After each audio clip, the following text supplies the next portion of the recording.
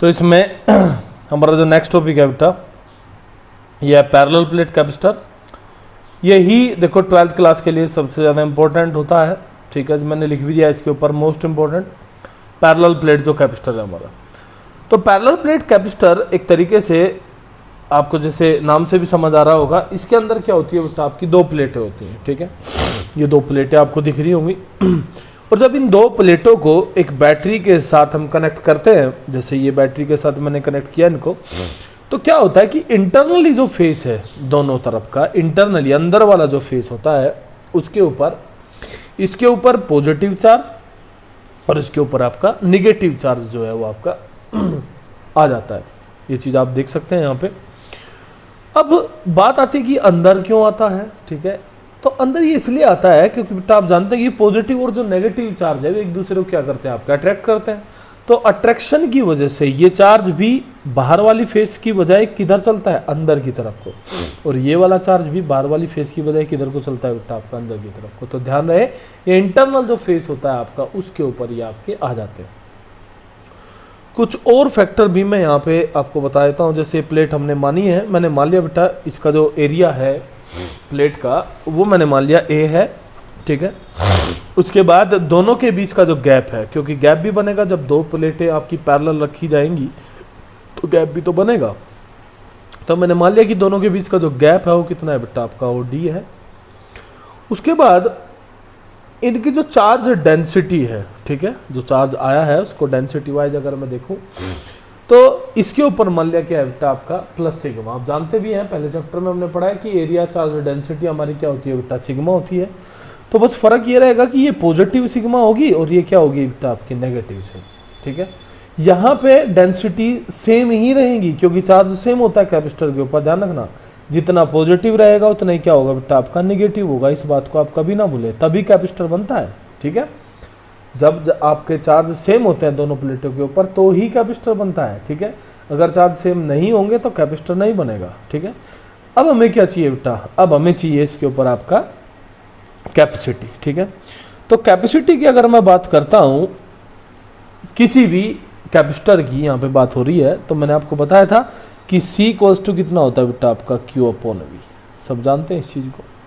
यानी कि अगर किसी तरीके से आपको V मिल जाए तो V मिलते ही क्या होगा बेटा, आपकी कैपेसिटी मिल जाएगी। मैंने बताया भी था कि हमें दो चीज़ों की रिक्वायरमेंट होती है इसमें खाली। पहला इलेक्ट्रिक फील्ड, ठीक है, पहला इलेक्ट्रिक फील्ड चाहिए आपको। इलेक्ट्रिक फील्ड से क्या मिलेगा बेटा, पोटेंशियल मिलेगा, और पोटेंशियल मिलते ही आपकी प्रॉब्लम सोल्व हो जाएगी एकदम। क्लियर है बात। तो इसी के ऊपर आपको फोकस करना है कि किसी तरीके से ये पोटेंशियल कैसे फाइंड आउट हो, ठीक है। तो उसके लिए हम इलेक्ट्रिक फील्ड का यूज करेंगे पहले। अब इलेक्ट्रिक फील्ड आपको याद होगा जो मैंने केस कराए थे पैरेलल प्लेट कैपेसिटर के लिए पहले चैप्टर में, आप देख सकते हैं। तो जब दोनों के ऊपर अपोजिट और सेम तरीके की चार्ज डेंसिटी होती है, ठीक है, तो इलेक्ट्रिक फील्ड प्लेटों के बाहर भी कितना होता है बेटा, जीरो होता है। खाली कहाँ पे बचता है, आपका अंदर। तो मैंने मान लिया कि ये कोई पॉइंट है, मैं अपनी तरफ से एक आर्बिट्रेरी पॉइंट मान लेता हूँ P, जिस पर इलेक्ट्रिक फील्ड जो है क्या होगा बेटा, आपका बनेगा। अब वो इलेक्ट्रिक फील्ड कितना होगा, इस चीज़ को देखने के लिए आपको पता है कि कैसे इलेक्ट्रिक फील्ड देखा जाता है। ये पॉजिटिव है तो पॉजिटिव क्या करेगा बेटा, इलेक्ट्रिक फील्ड को सबसे पहले जनरेट करेगा। ये मैंने मान लिया due to positive E1 electric field हुआ। नेगेटिव क्या करेगा बेटा, एलिमिनेट करेगा। तो एलिमिनेट करने के लिए भी तो इसकी तरफ को ही चलना पड़ेगा, ठीक है।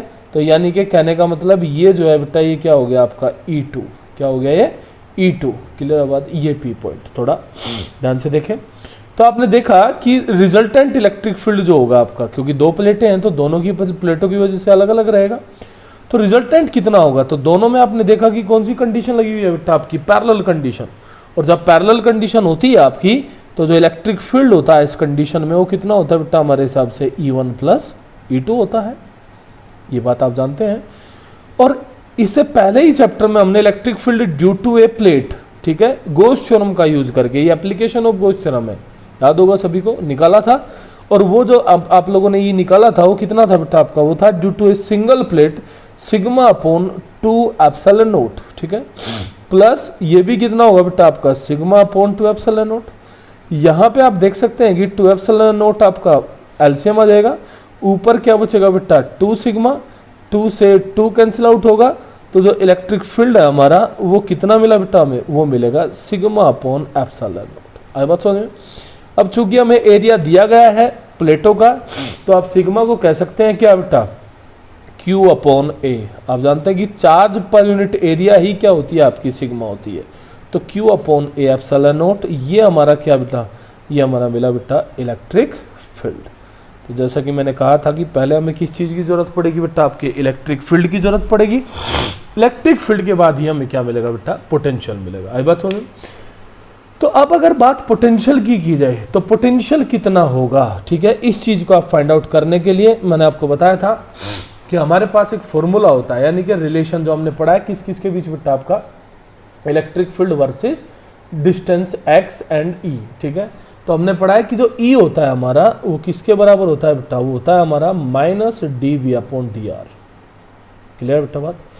अब इसको हमें यूज करना होता है किस फॉर्म में बेटा, आपका v अपॉन r की फॉर्म में, ठीक है।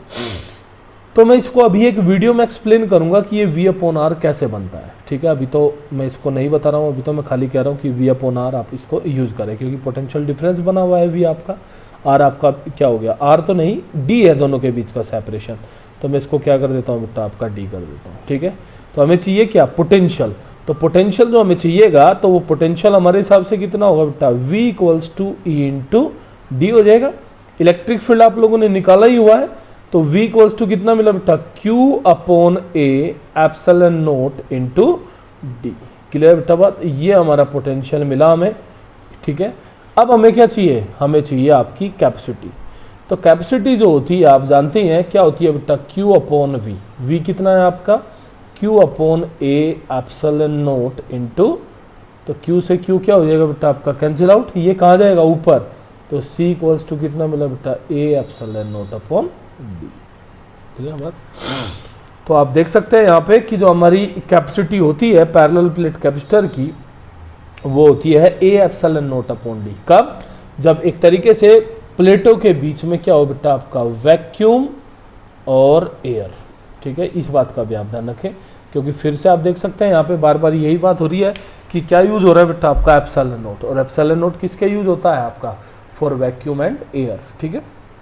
अगर कोई मीडियम आपका बन जाएगा इसके बीच में, तो ये चीज़ भी आप जानते हैं कि जो कैपेसिटी है आपकी वो चेंज होगी एकदम, और कितनी हो जाएगी बेटा, k टाइम्स हो जाएगी। कितनी हो जाएगी, k टाइम्स। क्लियर बेटा बात।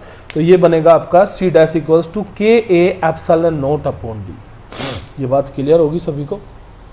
उसके बाद एक चीज का और आप लोग बेटा स्पेशली ध्यान रखें कि जो हमारी कैपेसिटी है, ठीक है, वो आपने देखा कि एरिया और डी और मीडियम, देखो तीन चीजों के ऊपर डिपेंड कर रही है। एरिया के ऊपर, बीच के सेपरेशन के ऊपर, जो आपका बीच का सेपरेशन है इसमें ये वाला डी जो है आपका, इसके ऊपर, और तीसरी चीज एप्सिलॉन नोट। एप्सिलॉन नोट किस चीज को रिप्रेजेंट करता है बेटा, आपका मीडियम को रिप्रेजेंट करता है, ठीक है। तो आप देख सकते हैं कि एरिया और मीडियम के तो कैसा है बेटा, डायरेक्टली प्रोपोर्शनल, यानी कि के और एरिया के तो कैसा है, डायरेक्टली प्रोपोर्शनल है, और डी के साथ कैसा है बेटा, आपका इनवर्सली प्रोपोर्शनल। यानी कि जितना बड़ा प्लेट होगा कैपेसिटी उतनी क्या होगी, आपकी बड़ी होगी। बिल्कुल सीधी सी बात है ये भाई, जितना बड़ा आप एरिया करेंगे इसका, ठीक है, इसके ऊपर स्टोर्ड एक तरीके से जो चार्ज है आपका उतना ही तो बढ़ेगा। क्लियर है बात। उसके बाद अगर बात गैप की जाए तो गैप के साथ कैसा है बेटा, इनवर्सली प्रोपोर्शनल, यानी कि जितना गैप बढ़ेगा कैपेसिटी उतनी क्या होगी बेटा, आपकी डिक्रीज होगी, ठीक है। इस बात को आप ध्यान रखें।